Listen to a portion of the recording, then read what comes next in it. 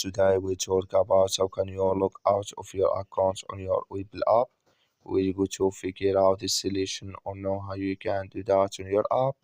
So you just follow this ways, then it's going to work with you. So all you have to do, you just go down, you click it on me down here, you just click on it here. So then it's going to take you to your profile. It's going to show for you like this, and all you have to do now, just click it on settings here. So then it's going to take you to this list. It's going to show for you like this. Then you go down, just keep going down, you will find here logout here. So you just click here on logout, then here automatically it's going to take you out of your account on your Webull app. So that's all you have to do. That's all. I wish you I get it. That's all. Thank you for your watching. Don't forget to support us by liking and subscribe.